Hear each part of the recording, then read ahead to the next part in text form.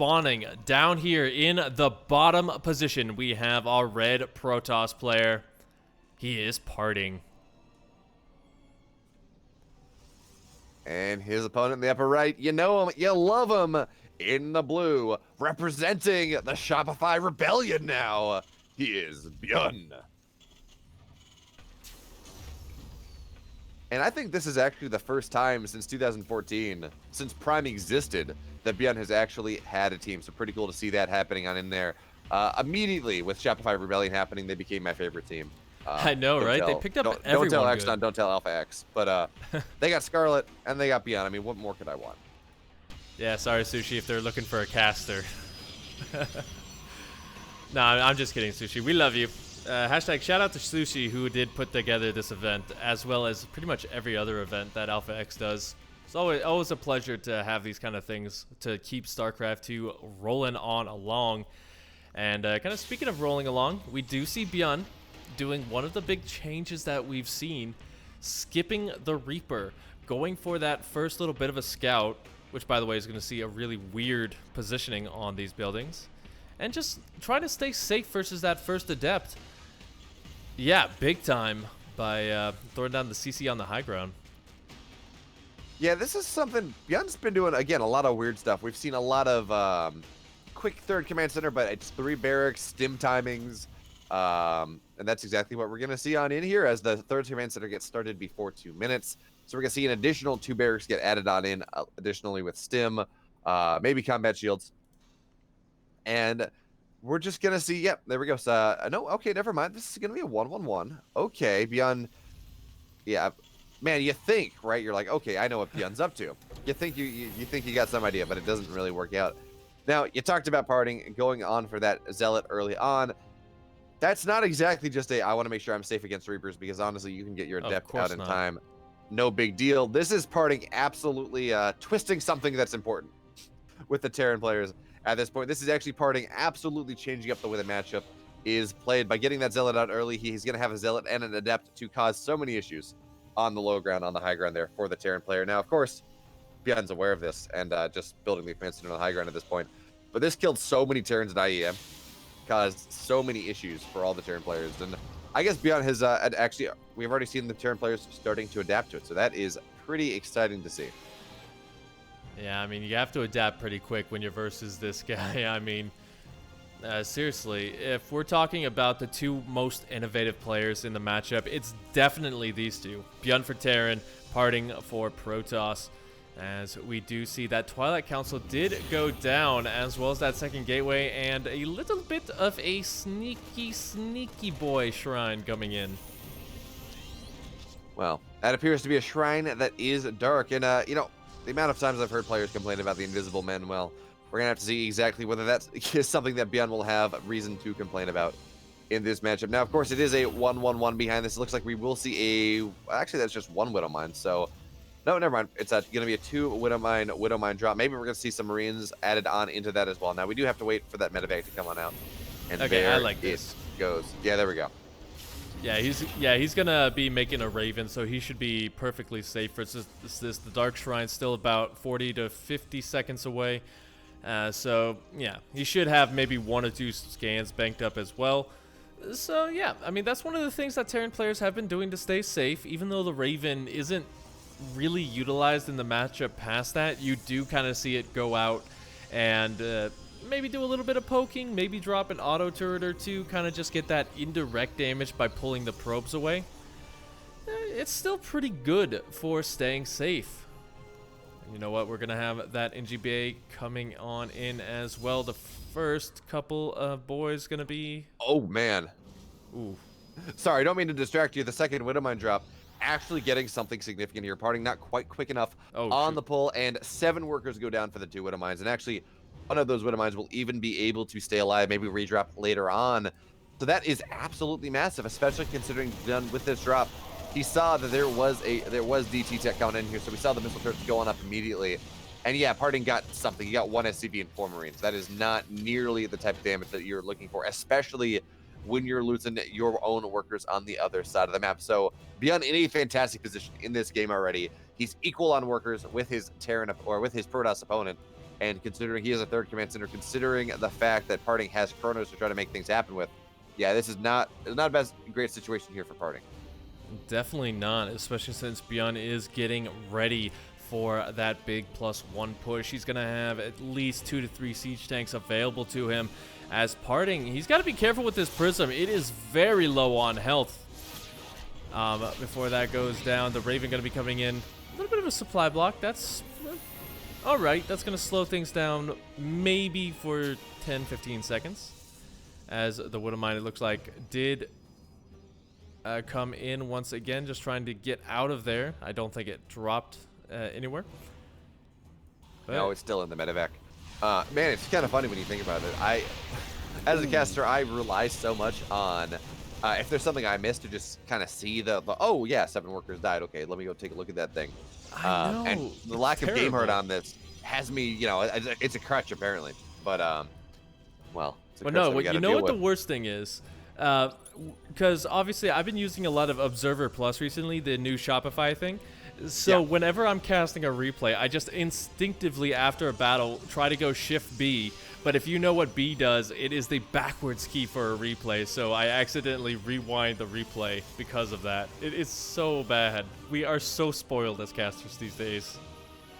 Honestly, some of the stuff that we've had come out over the years has made it's just made the production of StarCraft so fantastic. And that the Shopify battle report mod is actually just so cool. I don't use it as well as I should, but now we got a Viking drop coming on in here. It's not gonna. I think I got 1 probe. Oh, got 2 probes. Okay, Nice. now of course charge is done. Extended thermal lance as well. Parting getting fully on into things, and yeah, that's just kind of one of the funny things about this match, or this map in particular.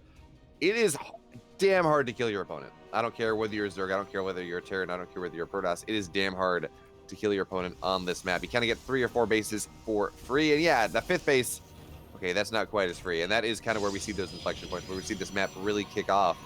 And it's pretty cool because, of course, when you're almost guaranteed to be 4 base against 4 base, you get some fantastically dynamic matchups. So I think BeoMulf, he kind of realizes just what an issue this is. He has his 3rd base down on in position before his opponent, and this is the 3rd that he's putting on down here. The 3rd that he got at like 4 minutes, only just now going on into position, building an orbital. That is kind of surprising, actually.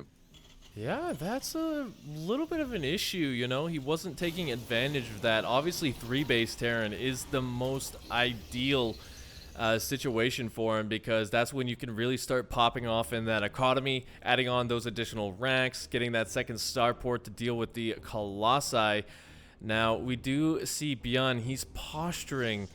I think he's just kind of waiting for the army to be a little bit out of position for that, as well as a couple of additional pylons. A little bit late to spot these medevacs. Kind of interested in why he's not moving in. I think this would be actually the perfect time to do so. No, he's lost his... I think he's lost his time now since the Stalkers did warp in.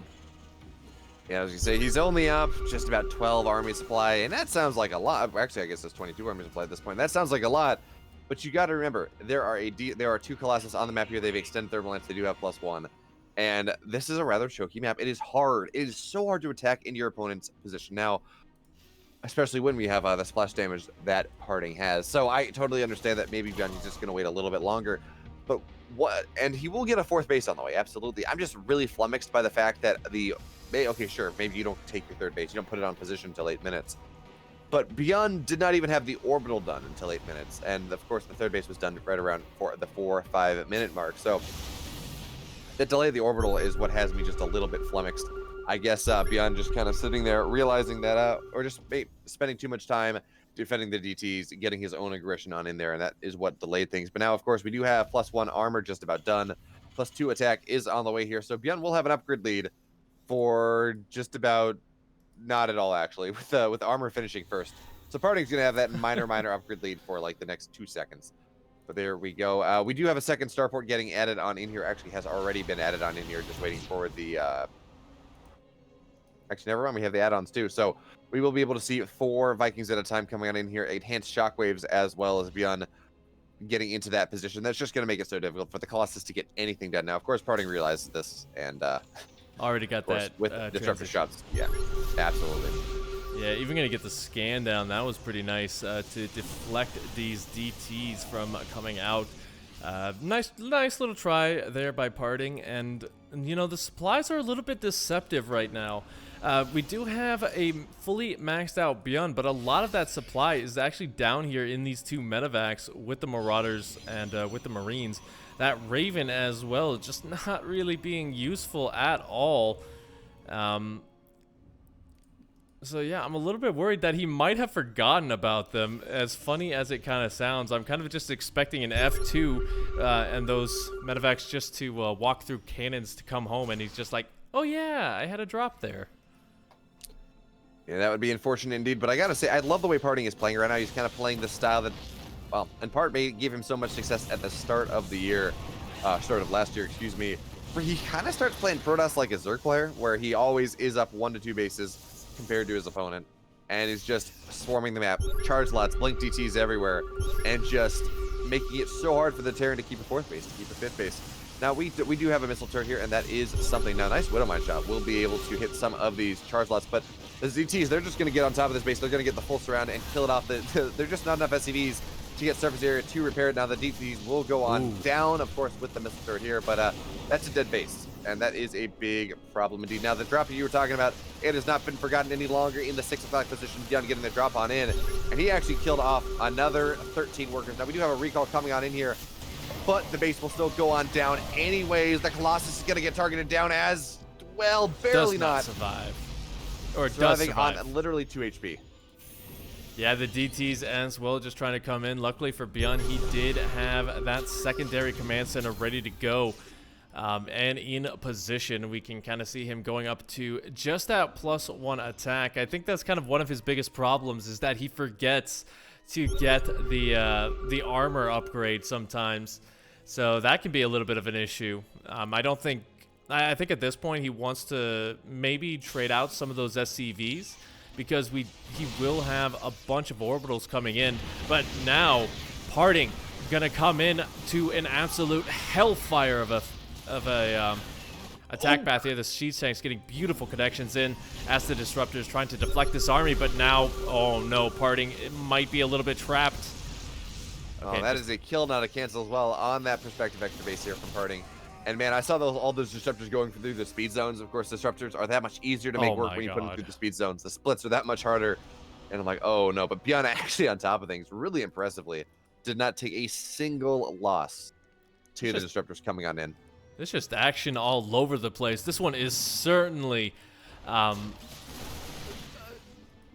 forgot my English there for a second. It's only my first language, guys. Sorry about that. But this is seriously amazing to see. The Disruptors as well going to be coming in. One of them does get their shot off to this small group being brought forward. The DTs as well getting ready to strike once again, waiting for their opportunity. And now BeoMulf just kind of rotating around the map, looking for an angle, while small little skirmishes are coming up as Parting just not wanting to take the main fight. He wants to trade out, but he just can't. Even attacking his own DT there, small mistake. But he will be able to set this command center on fire. I believe actually he will be able to kill this command center now. It's only +2, no +3 yet, but yeah, he will be able to kill this command center off. And once again, BeoMulf taken back down to 4 bases. But now BeoMulf says, okay, look, your army is on the right-hand side. My army is on the left. Let's do what I can to try to deal with things as the DTs, of course, blink on top of the Ghosts ASAP. And there is no scan here. Actually, this drop, it's not going to get anything done. The 4 DTs that are warped in, and now the charge lots as well. That is actually disastrous. BeoMulf not getting anything done in the trade, and once again he's stuck back on 4 bases. And yeah, okay, 4 bases, they are free on this map, absolutely, but you kind of run out of minerals eventually. The natural getting very, very close to mining out here for BeoMulf. In the main base, there's just nothing there left. 3rd base already starting to mine out as well. So BeoMulf, I mean, yeah, he still has an economy for the time being, about 2k, 1k, but first of all, he's mining about 1,000 resources, 1,000 minerals less a minute than Parting at this point, but also he's going to run out of that money. So that is a big problem indeed, as it looks like there was some sort of drop on the right-hand side that did some sort of damage to Parting. I kind of missed that, but once again, yeah, Parting, we have another orbital that's trying to take this position on the 12 o'clock side. Actually, it's not going to get anything, but no, Parting will be forced on back here because now BeoMulf, he's got a little bit better of a push, and Parting will trade a base away, but Parting's still on 5 bases. Still a fairly nice economic position. And Parting says, okay, screw it, let's go on into the natural here. Bypass on everything. Charge lots of DTs getting on top of the defensive army on in here. Yeah, they're EMPs, but EMPs are actually going to be a little bit of overemphasized as, well, the EMPs have landed on the same army 4 or 5 times now. The DTs find their way on into the third base. That was actually fantastic engagement from BYUN there. Going to get the couple of Colossus as well. A lot of these SCVs are starting to go down, but at this point, BeoMulf doesn't really need that many. He just needs them for gas, as he has so many orbitals available to him. And now, a maxed out BeoMulf is going to be going for another push here, and there's only gateway units. Maybe one Archon. EMP going to go down as well, so there's no Guardian Shield. But the Disruptor's coming in. First shot is okay. The second shot, a little bit better. And now BeoMulf is forced back once again. Absolutely, but one thing we got to pay attention to here, Parting is incredibly gas-starved. He's not been able to take any of the rich gas bases. Now, of course, neither has BeoMulf, but BeoMulf, he's a Terran player. I mean, look at this. He's got a 2K gas bank. He doesn't need gas. It's actually kind of funny, yeah, and some of the day sources we're talking about a bit ago, and I kind of tend to agree with. When we look at most matchups, yeah, when we look at gas costs for Terran things, you almost honestly might as well don't pay attention to it, because it's just not, it's not the limiting factor in any shape or form. Now we do have BeoMulf on the left-hand side, on the right-hand side, with 2 incredibly powerful armies. Nice pick off there on one of the ghosts. That's always nice. But yeah, at this point, I think BeoMulf might be one of those guys just driving around in a Tesla because of the lack of gas that he needs. Gets another ghost from the Disruptor shot, which is always good. The DT does survive, but here we go. A big engagement. EMP coming down. The Stalkers blink a little bit too far forward, but now the Zealots are there to cover for them. And it looks like on the top of the ramp, the Zealots will go down there. It's just barely not enough for BeoMulf. He has to regroup, and regroup he does. Let's wait for that second rally coming on in. Of course, BeoMulf going to drop the skate. He's like, I'm not going to die to DTs. Not this time. DTs will blink on him, but there's just not, that's not exactly worthwhile here. And you got to remember, BeoMulf will be able to pick up and lift off. Now with, of course, the Liberators here. Liberators, damn good against the Disruptors. This BeoMulf just dropping on top of all of this Disruptors here. And it looks like it's snowballing just a little bit for our Terran player. So many Disruptors going to go down, and it is just gateway units left over. And let me tell you the story of 3-3 Bio against 3-3 gateway units. It is not pretty for the gateway units whatsoever. Now, the DTs, of course, will blink outside out of scans here. The DTs are like the one saving grace that Parting potentially has for him here, but they will continue to get targeted down. BeoMulf up, tripling the army supply of Parting at this point. Of course, Liberators making sure that the Stalkers can't really take the good fight. And there we go. The 5th base will get targeted on down to the 2 Disruptors that are left. Are going to send off their Novas at some point. There we go. But no, they're not going to get the connections they are looking for. Now, a lot of these Widow Mines will go on down. Nice target fire there from Parting. Once again, it's 88 army supply, 89 army supply to 35. Yeah. And Parting really doesn't have that big eco lead that he once had. BeoMulf actually able to take an additional base and drop the Mule Hammer on it. Yeah, so it does mean BeoMulf is now ahead in terms of pretty much every single way on this one. I guess he just wants to kind of push it home. At this point, you do not want to give your opponent any time to kind of regroup and rebuild, as we do see the Probe's going to get cleaned up as he's trying to retake that base. Gets an instant cancel on it, which is always good. Now adding on 5 additional ghosts, because Parting has not rebuilt anything other than these gateway units. He just can't afford to make any AoE, any splash. Even a storm or 2 would be nice. But yeah. Absolutely. And it's kind of funny here. I'm kind of surprised, or actually that's what I was going to talk about. Take a look at the resources lost tab. We talked a little bit earlier about Parting playing like a Zerg player, taking all those additional bases compared to the Terran. But the one thing we're looking at, we're looking at resources lost. That is a very TVZ resources lost. That is a losing ZBT resources lost differential there, as Parting has lost 13,000 more resources than his opponent. And yeah, sure, he's been mining more over the course of this game, but it's not going to be enough. GG, BeoMulf, he's going to take game 1 and put himself in position to have the higher seed coming out of Code A. Or Absolutely. Yeah, absolutely a fantastic first game right there. An absolute marathon.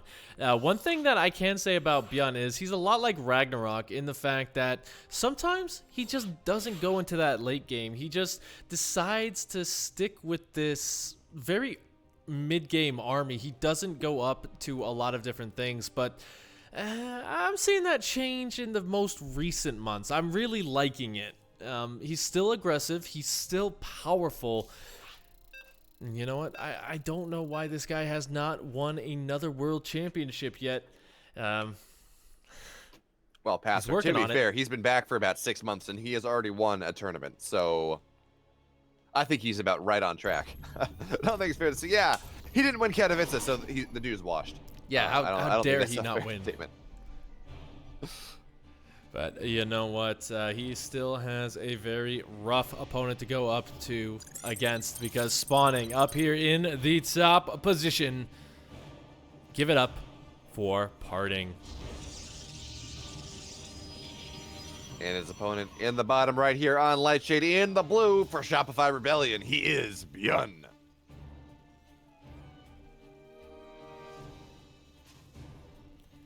And this is a smaller map. We talked about this in the last series. Actually, the last series kind of went the opposite way, right? Where we had a Lightshade into Death Aura, into Death Aura into Lightshade. But again, a smaller map, maybe a little bit more room for Parting to get aggressive here. Now, granted, it's kind of one of those things when we look at Birdhouse aggression in particular, where it almost feels like the bigger the map is, the better the aggression is, because of course, with Warpins, you kind of don't need that, right? You don't need that. You don't need the quick rush distance to make things happen, and the players are expecting it less. Right, and the proxies, things like that, they're more effective the bigger the map is. So we're gonna have to see what happens there. Now, of course, no proxies yet, but if I know Parting, he's probably going to spin up something at least a little bit spicy.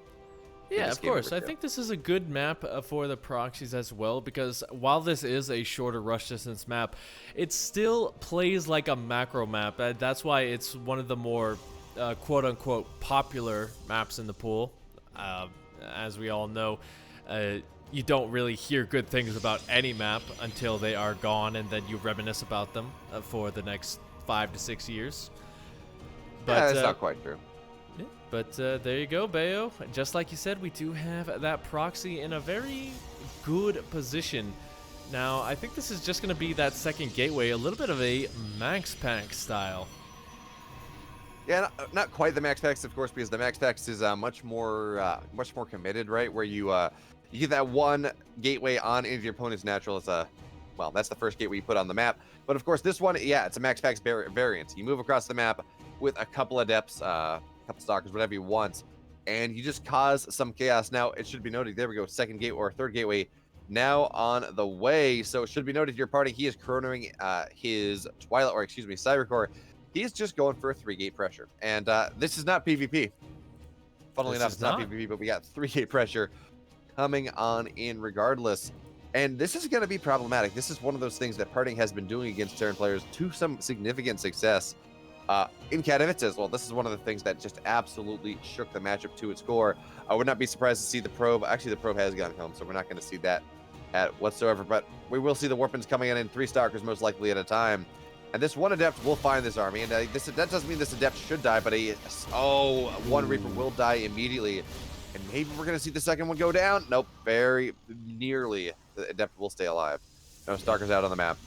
I don't want to say this is a build order loss, but this is certainly a build order disadvantage, because while BYUN was being a little bit crazy, this is kind of a TVT style opening, and he will be able to catch one of those additional Stalkers. It's really not good for a sustained pressure. The only thing it's done so far is kind of force Parting to get that defensive warp in back at home. And on the other side of things, though, it looks like the natural has already been retreated, as we do see those Adepts going to be going for a little bit of pressure, and the Reapers getting crushed in their wake. Absolutely. Only one Reaper is alive at this point, but the Reaper's going to get nothing done. We have a shield battery on in the mineral line. So the Stalkers moving across the map here. Another warp in of 3 Stalkers. And yeah, Adepts, do they kill do they kill add-ons or any structure all that quickly? And not at all. But of course, now with the Stalkers here, there are 5 Stalkers showing on up, and they will be able to punch through this wall much quicker. Now, the Adepts have all died, which means there's a slightly less threat to the SCVs, but now the Stalkers will find their way on in. Nice body blocking there with the Marines, and actually with the Cyclone here, Parting's not really going to be able to get as much done as he wants. Now, he will get, that is significant damage done. He's gotten 7 SCV, or he's lost 7 SCVs, or killed at 7 SCVs from BYUN. Oh, look at that. Did you see that pass? That was insane. That Ripper grenade putting the Stalker behind the body block of the SCVs of the Marines, and that will enable an extra Stalker going down. But man, that is pretty cool. Now, I don't think it's going to matter here as the Adepts will shade on in on top of the tank, and we're just seeing more and more stuff go down. But still a pretty cool move. Yeah, pretty darn good. Now, Party does have the advantage in terms of that supply, but he has already decided to go for a little bit of a transition. He's got the Robo facility up, the Twilight Council coming in. And, I mean, the big question is how much more is he going to commit to this?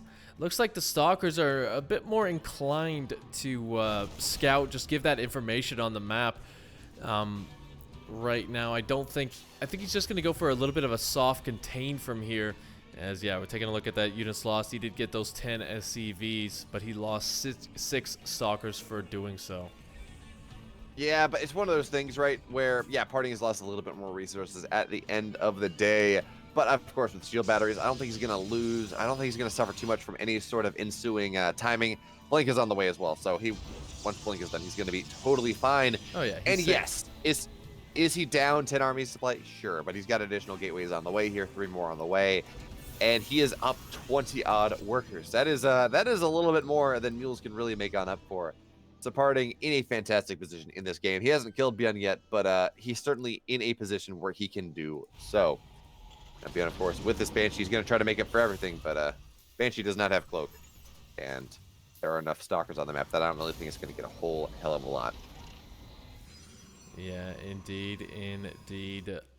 As, yeah, we do have those shield batteries in the main base, in the natural. So, one Banshee certainly not going to get anything done. The Stalker as well. Just there to kind of shoo that away. We do have +1 stim. Did he throw down those additional ranks? He did. No combat shields, though, has started. That's going to be super important if he does decide to move out, if he ever gets the opportunity to. But look at this guy. He is a turtle in a shell. Just building up that little bit of a supply depot wall, funneling these Stalkers through. Here we go. Blinking right on top. The tanks are stacked on top of each other, which means that 2 of them will go down immediately. Now, the tank on the high ground, it's going to do something, but now our Parting already shaving away at the meat of the Terran army. Now, does Parting want to kill his opponent here? Absolutely. Does he care if he's just able to shell away at and remove the high-tech units? I don't think he cares all that much. Now, of course, with the stim, with the Cyclone, with everything else, BYUN will be able to force Parting back for the moment, but that is 2 less tanks. And that means that any sort of push that BYUN is going to look for, it's not really going to be a thing. Oh, definitely not. Especially not with Charge on the way, because that's kind of the little bit of a timer that you have on a push like this. Is, you know, because the siege tanks will start just doing too much friendly fire damage, so it's not really worth it. And now Parting going to go for a little bit of a sneak attack here. BYUN a little bit out of position, but those are some very sneaky Widow Mines. Oh, man, Parting has seen them. Oh, what a beautiful play by Parting right there. And he's just going to charge in gung-ho. Again, that, of course, because he has charged, therefore he's going to charge on in. Nice jokes there, Pastor. Nice jokes indeed. Now, the SCVs will be pulled, of course, to try to deal with this, and Parting will be forced to back up, because once again, it is only gateway units, right? Right.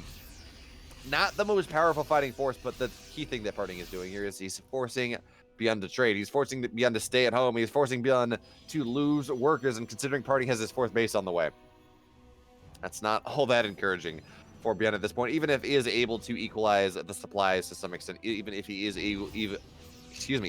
able to stay alive. But of course, Storm is on the way. We have Immortals on the way as well to deal with this significant amount of Marauders.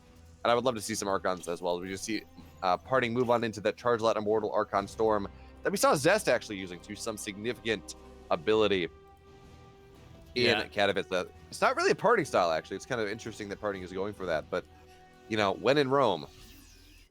Exactly. Now we do see ByUN getting ready for a little bit of counter pressure. I did see some Widow Mines coming in, forcing the recall here with the Mariners. And yeah, I think ByUN's heart is pretty much going to be dropping here, seeing this fourth base up as he is still stuck on 2 bases. At some point, you just got to pull the SCVs and say, you know what, YOLO, let's get things done. But we do Well, see... instead he's going to drop a third base, but unfortunately, the minute ByUN moves out on the map, we do see 3 Zealots. They're going to find their way on into the base here. Additional 2 warping on in, just causing some chaos and mayhem and chaos. And now ByUN, he's going to look to try to do something because he can't just sit here. He cannot just keep defending and dying. Now, the one saving grace, of course, he does have a +1. His opponent's not going to have +1 for quite a while, but Storm is done. Ooh. And the Bio's going to try to move. Oh, look at this. The Widowmine's actually going to try to burrow on top of these High Templar. High Templar will be able to stay alive. The second Storm will drop. And you know what? The Widowmine shots are actually damn good, but no, we got a full surround coming on in here. Zealous getting on top of the tank, and it's just a bunch of Bio. Unfortunately, it's a lot of charge less. The Starks are going to bleed forward. 1 Medivac goes down. Second Medivac will stay alive. It's getting close. Actually, this drop is going to do a decent amount here on the left-hand side. Good job from ByUN, trying to make something out of nothing, but unfortunately, I think he's trying to squeeze milk from an onion. And that doesn't work. Well, just like having an onion, he is definitely going to be tearing up after this one. Just really outclassed. And I don't necessarily think it's entirely his fault. It was just that early damage kind of just snowballing very heavily in Parting's favor. And now with the addition of the Storms, with the addition of the Immortal in the back, there's not really that much splash or any sort of AoE other than a couple of Widow Mines, which are, again, just one use by the time this engagement rolls out. But here we go. Parting going to be moving his way up the ramp. The High Templar don't have Storm just yet. They still need a little bit more energy. So a little bit too quick there. There we go. Blanketing the Marauders. And now the Medevac's trying to heal up, but they also have to retreat. I think this is the last couple of seconds of this one. As, yeah, it's really just a game of momentum at this point. Of course, ByUN does have the better upgrades, but there's just not enough there. And yeah, of course, the army supplies are somewhat equal, but a lot of it's just Medevacs in the sky. And yeah, the Marauders have their own personal healers, but does not really matter. As once again, Parting is going to take the game. GG, we're going to game 3. So our first game 3 of the day, and I mean, hey, I wouldn't have it any other way with these guys. Absolutely. So while we get into game 3, we should probably talk about what this match means. Both Parting and ByUN have qualified to Code A at this point through their individual tiny brackets. But, of course, Parting and ByUN both qualified through the upper bracket of Group A of the Day 2 of the qualifiers. So how do you figure out who has the higher seed going into Code A? Well, you have the two upper bracket winners play a best of 3 to determine seeding. So that's what we're looking at right here. Winner will have higher seeding moving on into Code A, figuring out I'm actually not sure how the Code A matchups were determined, whether it was players pick like they do for GSL sometimes, or whether it was just a pure seeding thing. Yeah, I think that one is just going to be pure seeding. I don't see why you would do it for Code A, just because, you know, it's not really the top end of events. It's just better to kind of get it out of the way so that you can prepare yourself for the main event. And I'm sure players are just wanting to get out of that as quickly as possible. And you know what? They're going to have to do it through this way, spawning down here in the bottom position. Give it up for Parting. And his opponent in the bottom right in the blue, the former world champion, although I guess Parting also a former world champion for the Shopify Rebellion. He is ByUN. Of course, Parting won the, I want to say 2012 BlizzCon.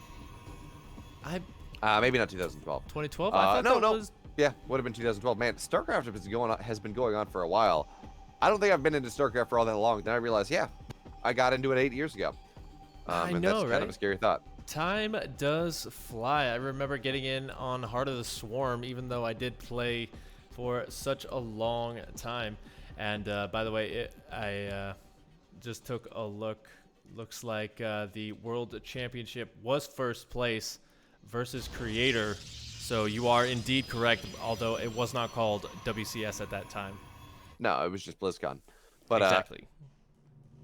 good enough is, of course, I want to say 2012 was the first time we had like the weird WCS circuits where you had like WCS Canada and WCS America and WCS France and WCS or so you had the country specific country specific tournaments where you had Vibe going on and winning something. But hold that thought. Parting and getting extremely cheeky here once again.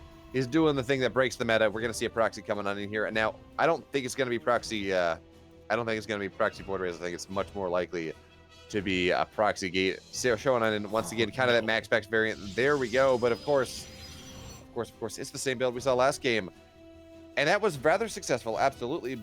But it didn't end the game, right? It took another 7-8 minutes after that max specs build hit to make sure that Party was able to actually cinch the game, make sure things happened as he wanted. So we're gonna have to see whether he's gonna be able to get more or less success out of this build than he did in game number 2. Because of course the goal here is to just put your opponent in such a position that they can't win, and they just have to tap out. Parting didn't quite get that, but he got close. Very close. Let's see whether he can do it this time.